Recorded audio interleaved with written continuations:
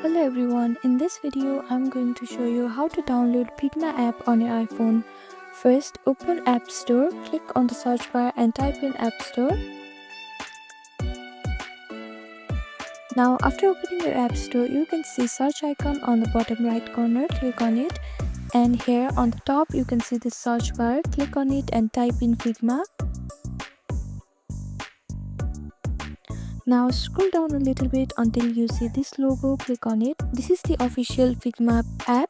After that you can see this get button here. Click on get button to download Figma.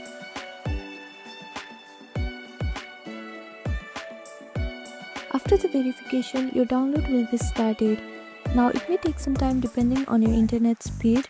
And after your download is completed, you can see open option like this. Click on this open button to use this Figma app. By following the simple and easy step, now you can create any design using Figma on your phone.